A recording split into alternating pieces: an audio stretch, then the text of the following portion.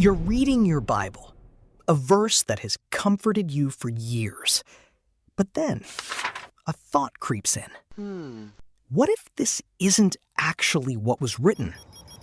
What if the book you are building your eternity on was altered, edited, and rewritten by men with an agenda centuries ago? If that's true, Christianity is a lie. Your faith is a sham, and you need to stop watching this video right now. But what if I told you that the people spreading that lie are relying on a myth that was completely destroyed 70 years ago? If you go on TikTok, YouTube, or Twitter right now, you will see the exact same attack on Christianity.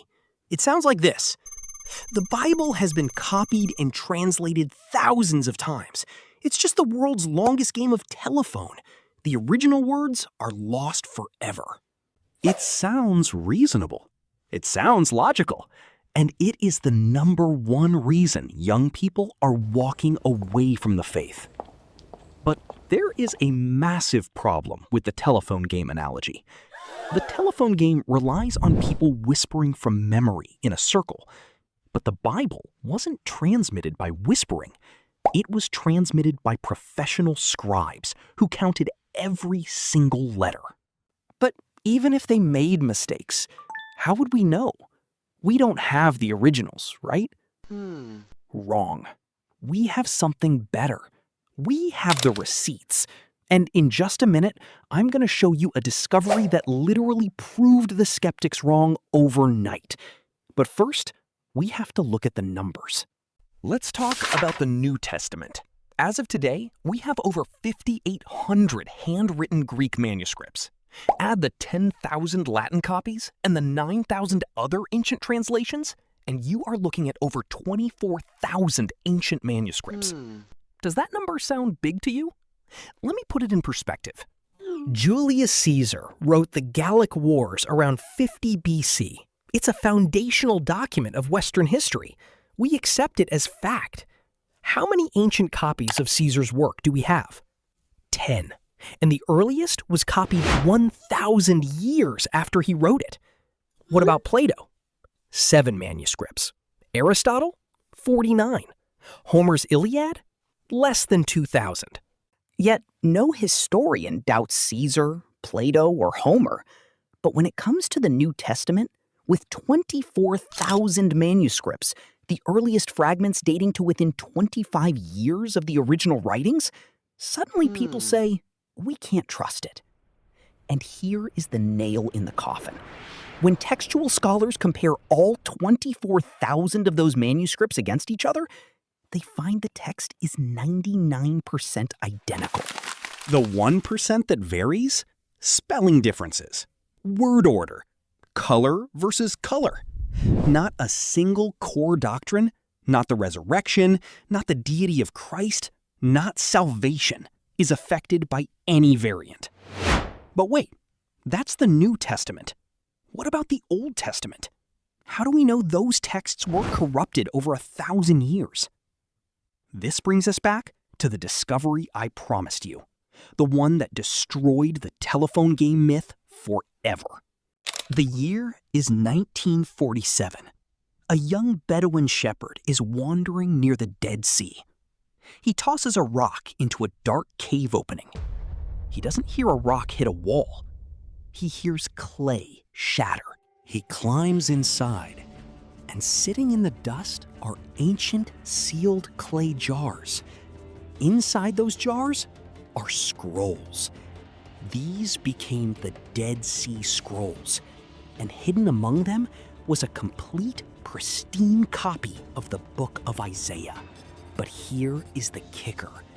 This scroll was dated to 150 BC. At the time, the oldest complete Hebrew manuscript we had was from 900 AD. This was a 1,000-year time machine. Scholars held their breath. If the Bible was corrupted, this 150 BC scroll should look completely different from the 900 AD text. They compared them, line by line. word by word. The result? Out of 168 chapters, only 13 small variations were found. 8 were just spelling differences. After 1,000 years of copying, the message was exactly the same.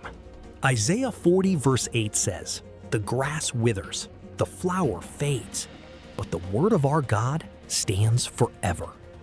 The Dead Sea Scrolls proved it wasn't just poetry, it was historical fact. So the skeptics pivot. They say, okay, fine, the text is preserved, but that just means we have an accurately preserved human book. It doesn't mean it's from God. Fair point. So let's go one level deeper. Let's look at the mathematical proof.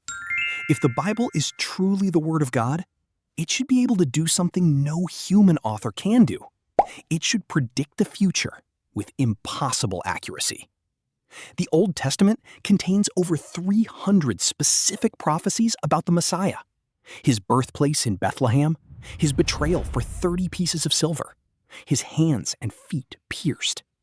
Psalm 22 was written 1,000 years before crucifixion was even invented as a method of execution. Yet it describes the crucifixion in exact detail. Mathematician Peter Stoner calculated the probability of just 8 of these prophecies being fulfilled by one person by pure chance. The answer is 1 in 10 to the 17th power. That is a 1 with 17 zeros behind it.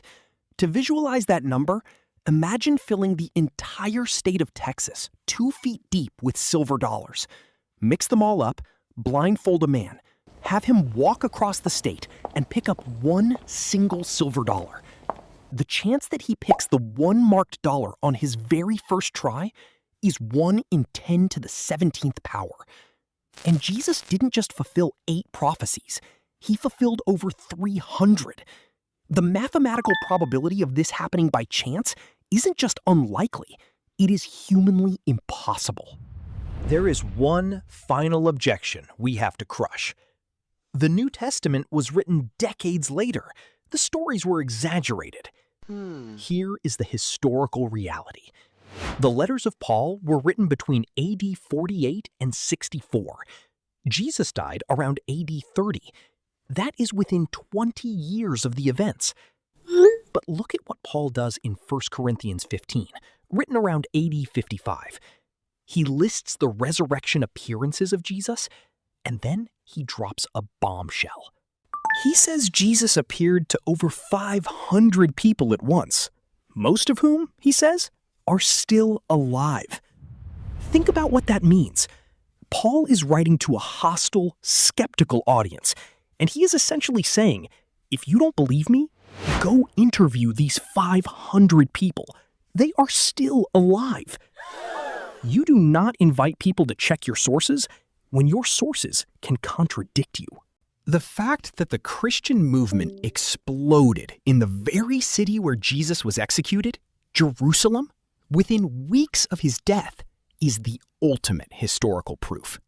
You cannot convince a hostile city that a man rose from the dead unless the tomb is actually empty. So let's go back to that thought that crept in while you were reading your Bible. What if this isn't actually what was written? The manuscript evidence says it is exactly what was written. 24,000 copies, 99% identical. The Dead Sea Scrolls say it is exactly what was written. 1,000 years preserved. The prophecies say it is from God. Mathematically impossible otherwise. The eyewitnesses say it is true. They staked their lives on it in a hostile city. The evidence isn't just strong, it is undeniable. The question is no longer whether the Bible can be trusted. The question is, now that you know it can be trusted, what are you going to do about it? If this video helped you stand on firmer ground today, hit that subscribe button. And I want you to drop the words, "The Word stands forever," in the comments below. Let's flood the comments so that anyone scrolling through, anyone who is doubting, sees the evidence and knows the truth.